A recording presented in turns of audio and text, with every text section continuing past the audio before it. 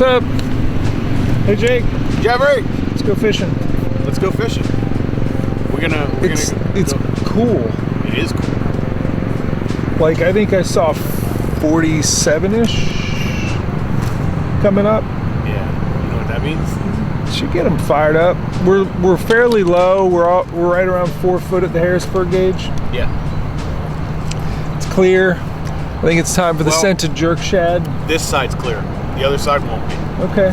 The other side's gonna be dirty. All right. We'll figure them out. It's funny to me. Like I was down on the Chesapeake striper fishing yesterday, and this is that same water. Like I fished around Hart Miller Island in like the gunpowder comes in there, Middle River, and just on the other side you still have the three bands like Middle River, Gunpowder, and then on the other side is Susquehanna water for sure. It's this water. I don't know. I love this whole system. It's a really cool. You get river smallmouth, then tidal largemouth, and then striper in that order. Snakehead.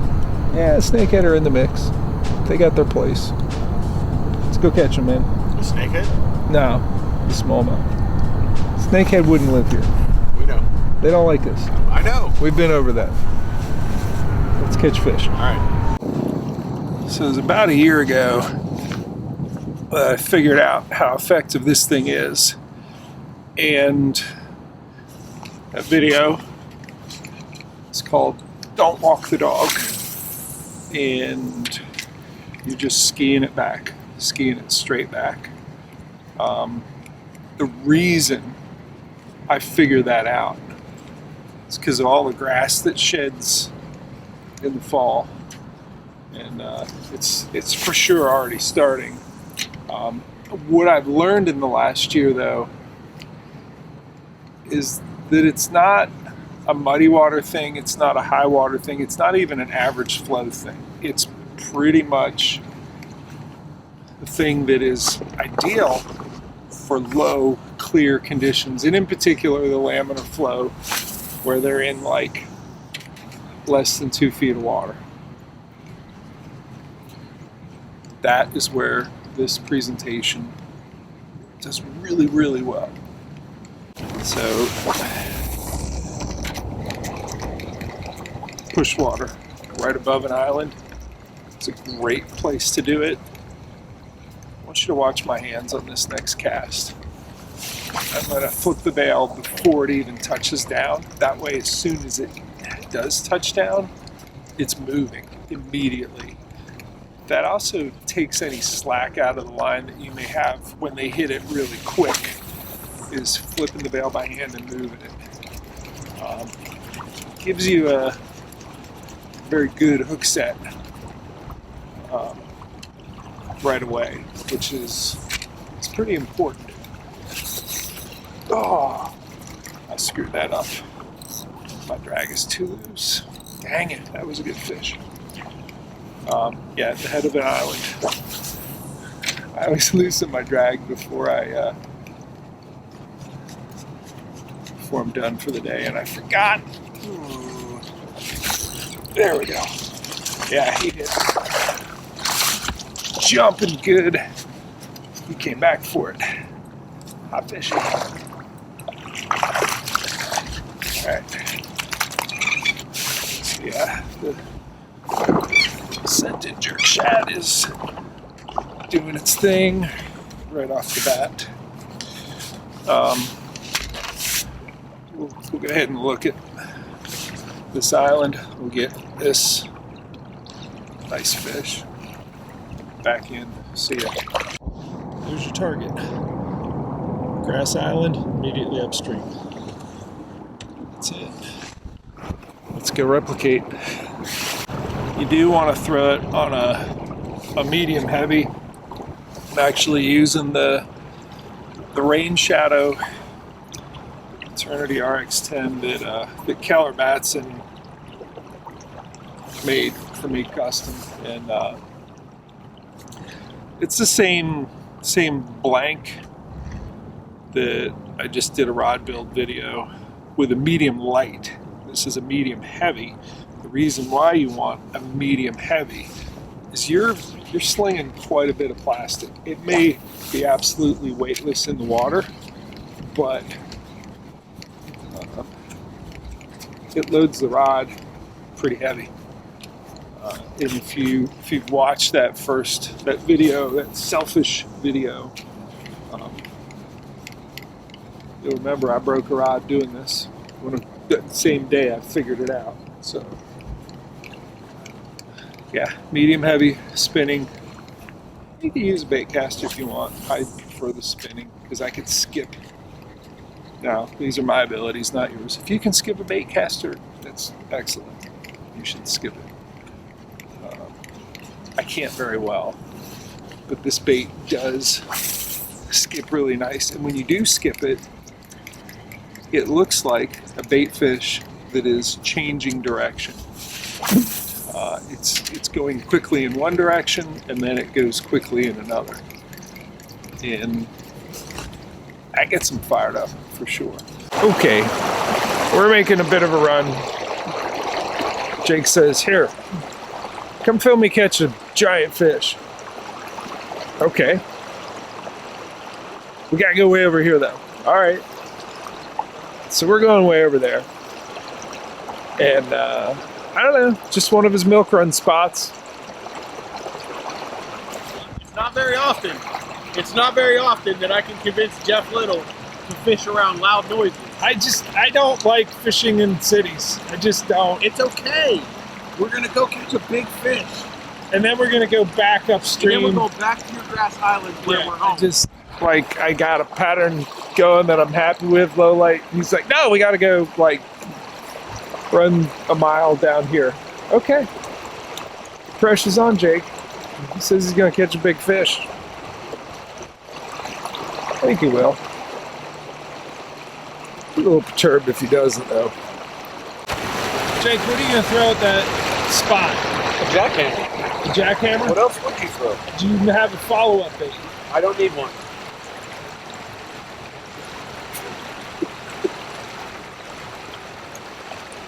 I mean, this is going to really suck if I'm wrong, but I really don't think I'm going to be wrong. Should always have a follow-up bait. I mean, I suppose... How many of those fish have you poked in the face with a jackhammer over the years? They're new fish. Nah, you just... They're out-of-towners. These are the morning groups. Like, you know how, okay, so you know how you go to the gym and you have your morning folks, you have your afternoon folks, and you have your evening folks? Yeah. These are the morning folks. Yeah. Yeah, typically I'm catching the afternoon and evening fish over here. Uh-huh. Yeah, these are morning folks. We're talking at you. 100%. Right out of my poop.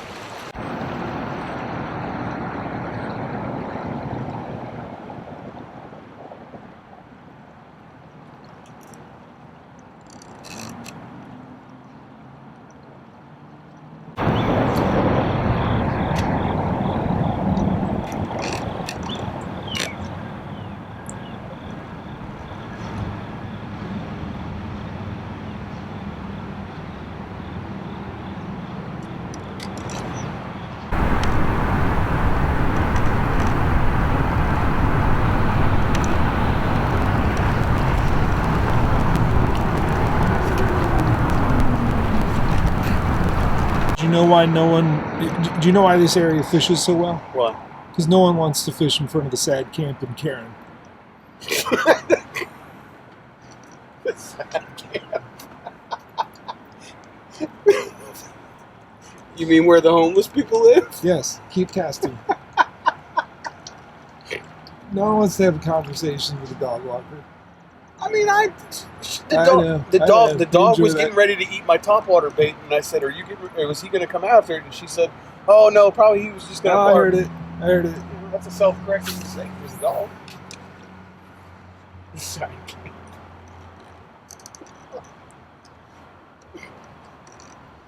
Thank you. I love it. Oh. Not good, though, Jeffrey. This was supposed to be done already. Uh-huh. We were supposed to be on our way back to the grass islands. It's alright though. They move all up and down this little stretch. Are you doing your TikTok live thing now? Yeah. No? Yeah. What's wrong with TikTok? Nothing? Just checking out your... Jeff doesn't like you. No, I guess. no, I didn't say joking, that. I'm joking, I was just It's a joke, asking it's a joke, if it's a you joke. were... It's a joke. Are you live? Jeff has an account as well. It's called River Rubber Net. Yeah, there's nothing on it. Nothing at all. He should put more content on there, but I'm too busy. Oh, I got enough. Jeff Little type of I got enough going on. You do. You should try working that ledge, man. Like this speaks to me. This.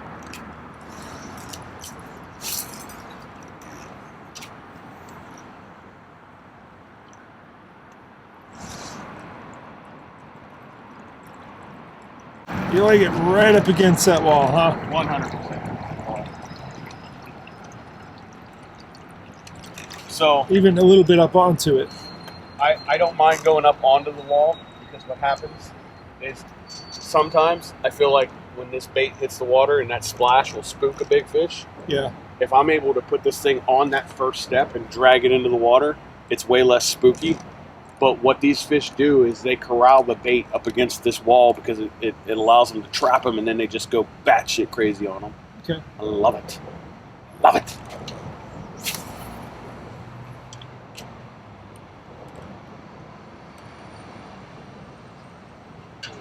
No, that's a snag. Well, I suck. I don't know that you suck. I just think you beat up on those fish on that wall in that section, and you fail to acknowledge that, you know. I caught 2 shopping carts, though, or a shopping cart and a bicycle.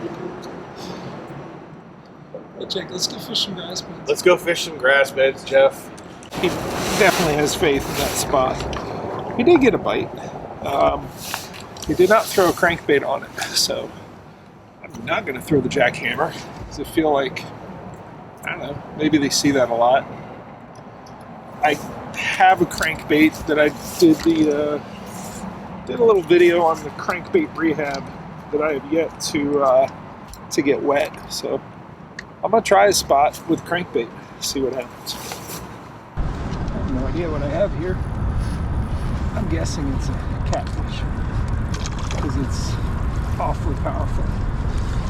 And in front of his wall, it's got to be a cat.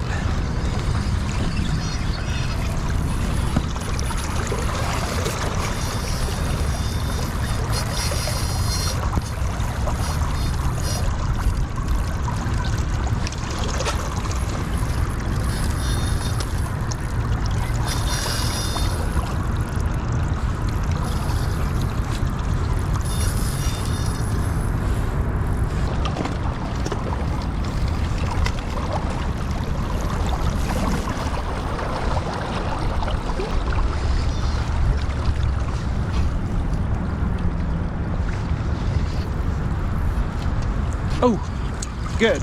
He got off. I did not want to deal with that fish. It was not a bass.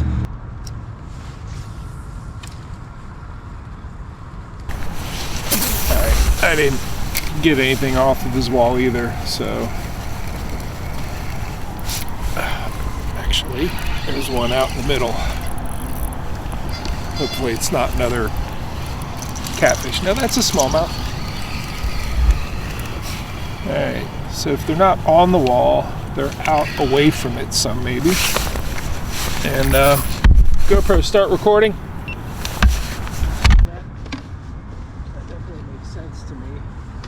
That they're, you know, they would use that wall as a feeding location. You tired yet, dude? He's a fat one.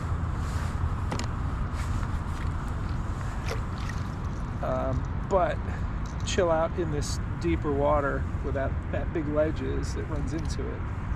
So, yeah, you're a good fish. Chunker. Yep, the first one on that rehabbed crankbait. quad hook. It's doing its job. Quad hook was hooked into that catfish for like 15 minutes before it came off, but you know.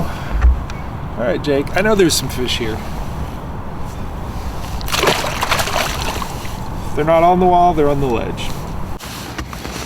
All right, I'm gonna leave the wall and its ledge, which I know that there's got to be a bunch of fish on there besides that catfish that I played with for 15 minutes and that bass. I kind of just want to get away from the city and go up here in these islands, find some more grass beds.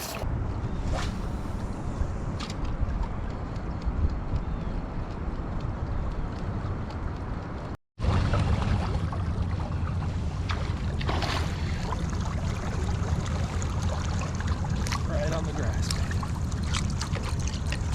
It's a big one. It's a big one.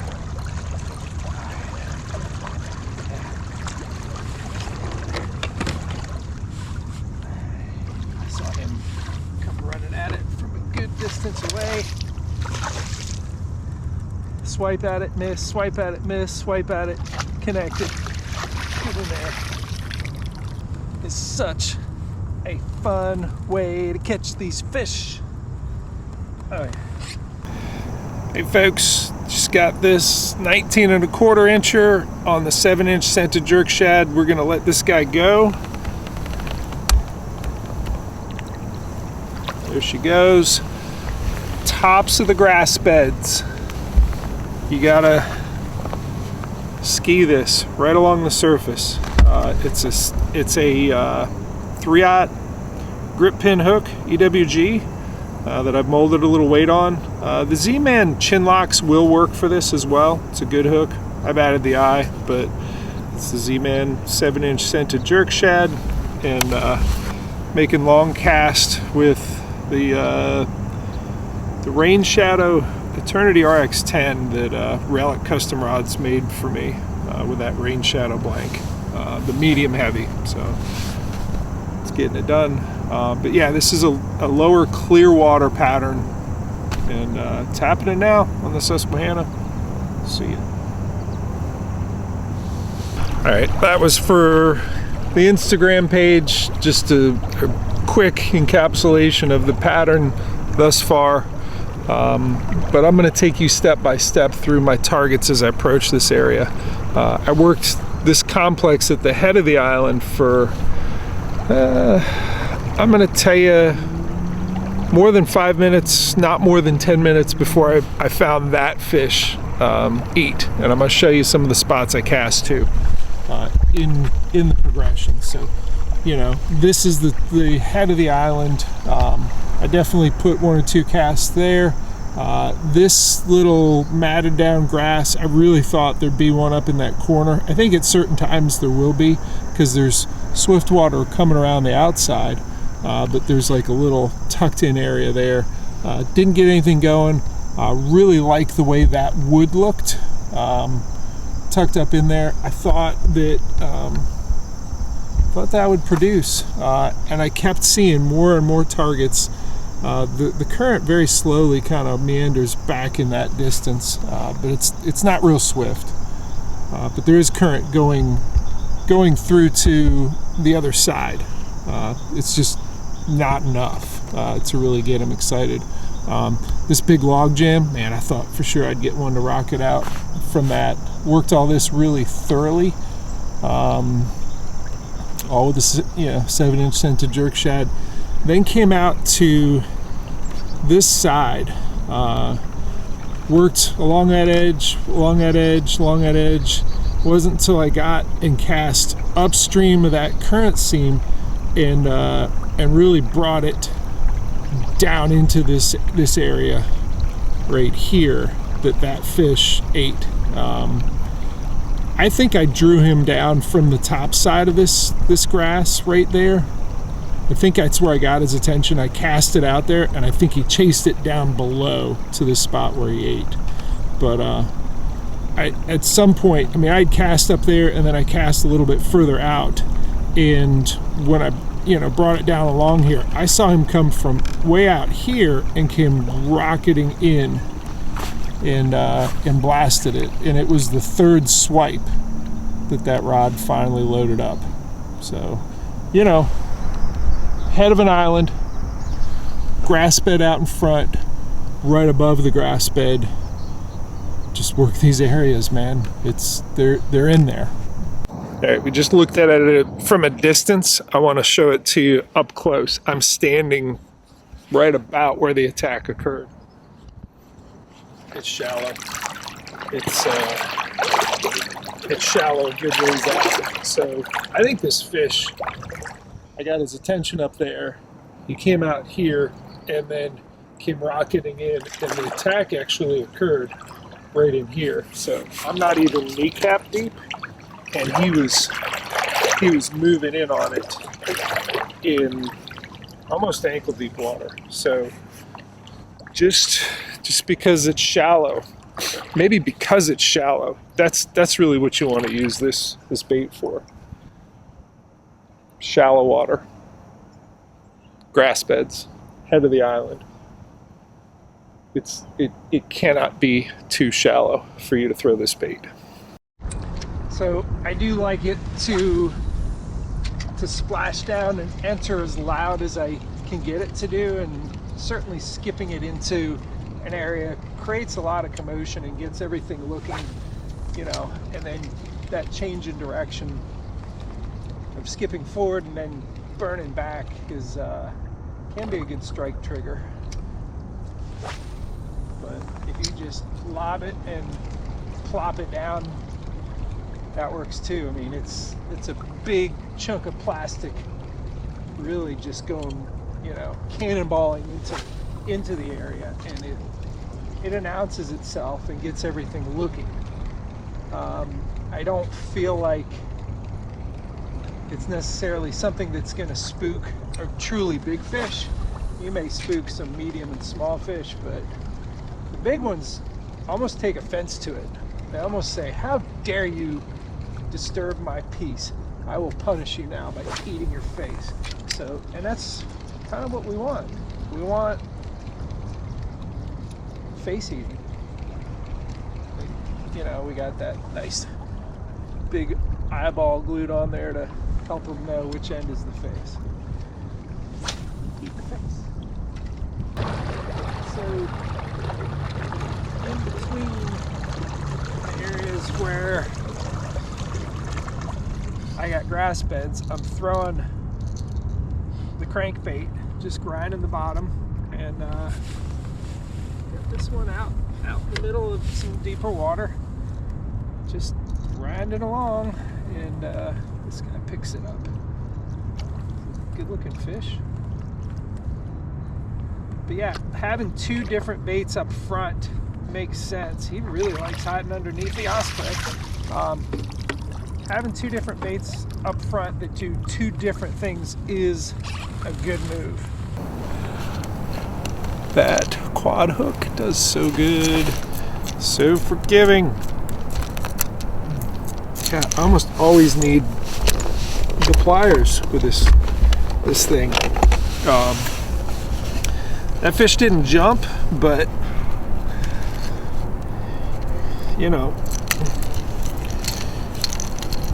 it did a lot of stuff. It didn't get off of that spinny hook. So we'll get him back in. Yeah, the two baits I got on the two rods that are laying in front of me do two different things. The crankbait for the deeper water, grinding, more turbulent water too. The Scented Jerk Shad for the shallow and grassy. So the deep and rocky, the shallow and grassy. So one advantage of fishing with straight braid on a crankbait is you get to make more casts. How?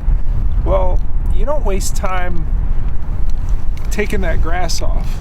You just fling it, and yeah, I just halfway out there, all of that grass just came off because the braid slices through it in a way that a fluoro or monofilament leader will not. Now, I'm picking up a lot of grass, and this is different grass. It got on about halfway back. Again, don't really matter because it's not every time, but it's probably 9 out of 10 casts. That grass is off like as soon as you fling it. It just goes flying because the braid slices through it. There it goes again. It actually landed on the camera.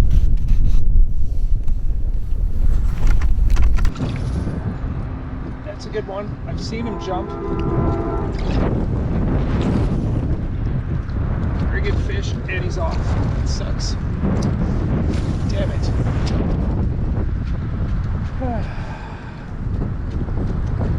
Damn it.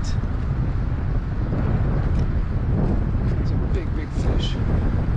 So I may have teased Jake a little bit earlier about not catching a fish on a spot he said was automatic, but I don't think for a second that he'd have brought me there not believing in the spot. I believe in his spot. I absolutely believe in the spot. They're just not always on that wall. And I lost on that crankbait. I lost a very big fish. And it's one of his big fish that he catches on that wall. It's just on the ledge straight out from there. As I'm retying this Bill Lewis MR6 is what it is. This is the one I did the video on, you know, rehabbing and really painting them whatever color you want with spray paint cans. Very simple way to do it. Anyways, what I wanted to say is one of the reasons I enjoy fishing with Jake is, and you know, he credits me with teaching him a whole lot out here, and that's fine. I think I've only accelerated his learning in certain areas, but really he puts in a lot of time on this river. And if there's a mentor slash student relationship with Jake, it's shifting, and that's what you always hope for. If you're the only one bringing something to the table and the learning isn't going both ways, you're probably fishing with somebody who's putting in more effort and time than you, or vice versa, or you're putting in, you know, more time and effort on a particular body of water, right? With Jake, it's definitely gotten to the point where, and this crankbait's an example of that. It's gotten to the point he got off. It's gotten to the point though where I'm learning just as much, if not more, from him than what I'm teaching him. And that's what you want. You want it to be a two-way street. You want to have fishing buddies that are, you know, learning from you but also teaching you. And that's for sure the relationship that I feel I have with Jake. He's got a lot of his own hard-earned, hard-fought information, pattern knowledge, river knowledge that he's earned, and he shares it freely with me, and also with you if you're one of his YouTube subscribers. I'm being told not to be afraid of the bag. I'm not afraid of the bag. I just know that bag is TikToking with 230 some people on a TikTok live.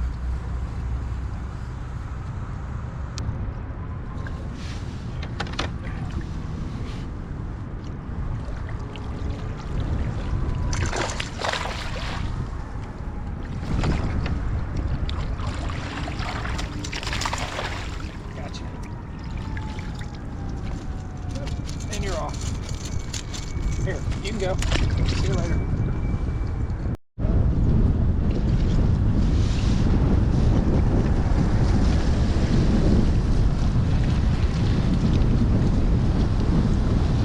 It's a good fish. It's mostly that he's in current.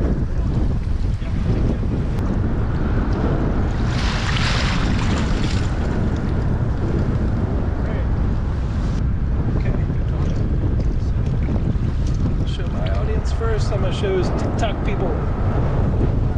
So,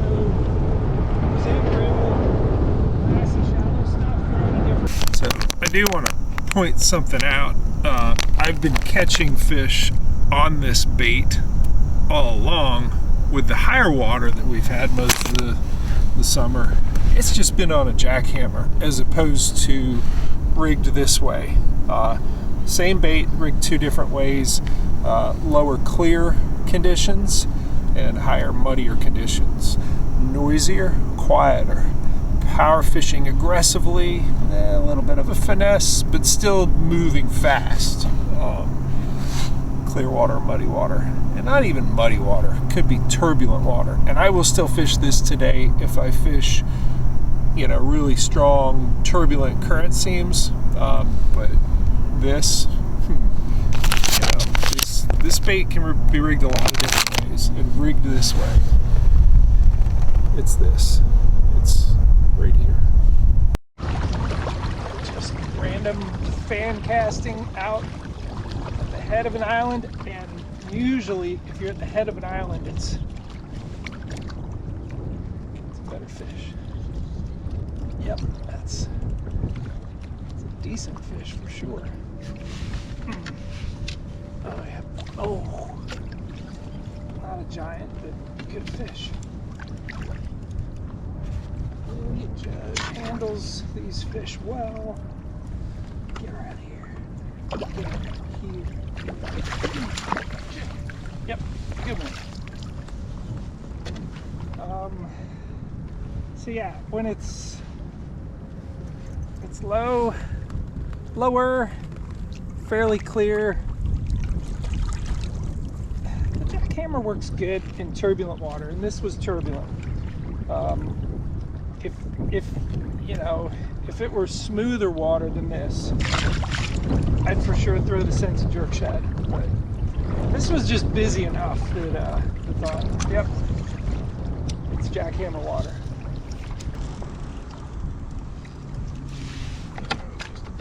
Casting the jackhammer. You're a good one.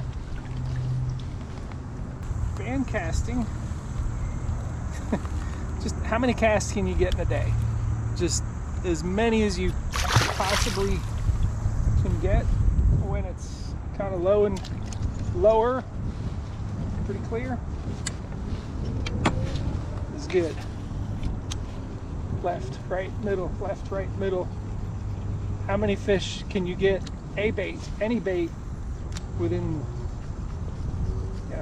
how many fish can you get within 6 feet of in a day? Some of that answer lies in how much water do you cover, and certainly the motor is a big part of that. All right, we're back at the wall. Give it one more shot before we finish the day.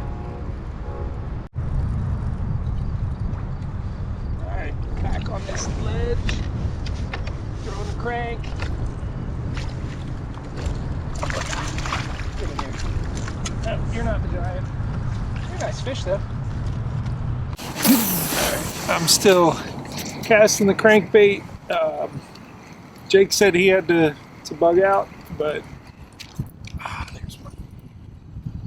Yeah, they're still eating as a little guy. I'm hoping with this incoming weather, which it's supposed to rain like crazy tomorrow, maybe even a little overnight. I don't know. Like, I don't think I want to leave till it's dark, or at least close to it, just because I feel like we got a shot at Some good fishing, some bigger fish. I got 2 nice ones today. I'm gonna keep going.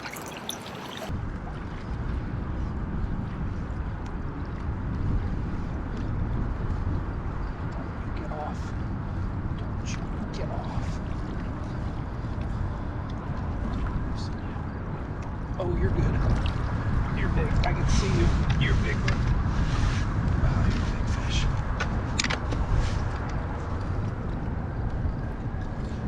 Yeah, you got a big body on you. Oh my gosh. Yeah, you're a really big fish. Golly. Oh. Whew. That's big for the day, I believe. At least heaviest. Whew. All right. 18 and a half, so that 19 and a quarter was longer. This is a thicker, heavier fish. On that ledge where I lost the really big one, the one I lost that jumped earlier was really in a different different level than this guy. I get a weight.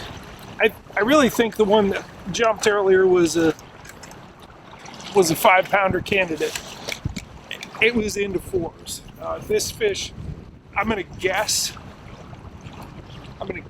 is 313.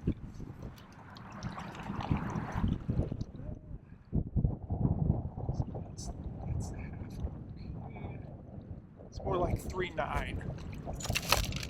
So a little over 3.5 pounds.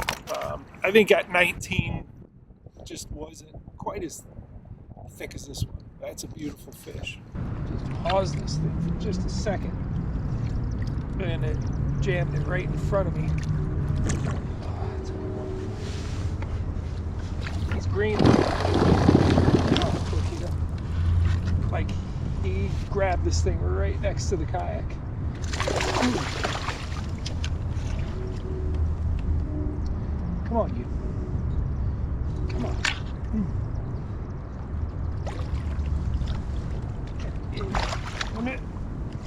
There you go. You swam right in. Good. Good job. You could have done that earlier. Yeah. You gonna get me wet?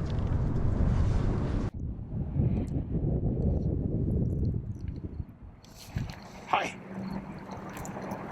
I don't think you're getting off. Oh, that's an accident. Did you hear that? That was not a good evening for somebody. Not a good Friday evening for someone in Harrisburg.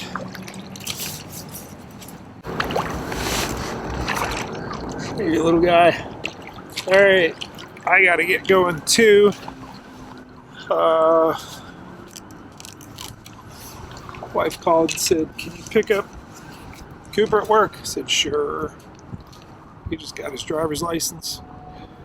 He could drive me the rest of the way home. Anyways, let's talk about this spot and fishing history, and how I know that wall can be productive for big fish.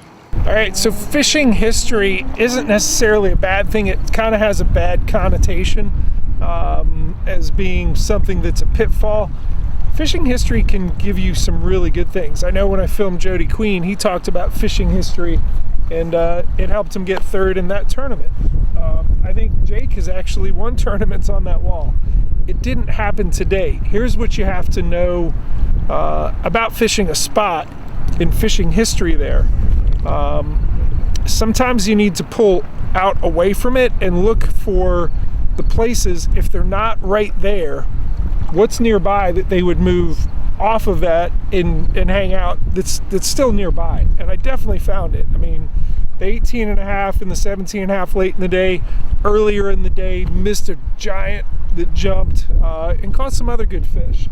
I didn't catch anything off the wall. I know he caught a couple small ones. All the good fish were out in the ledges And that's what they do. They move laterally on the ledges. So if you have a good spot, run the ledges back and forth till you find some active fish. Time for me to get out of here. Thanks for watching.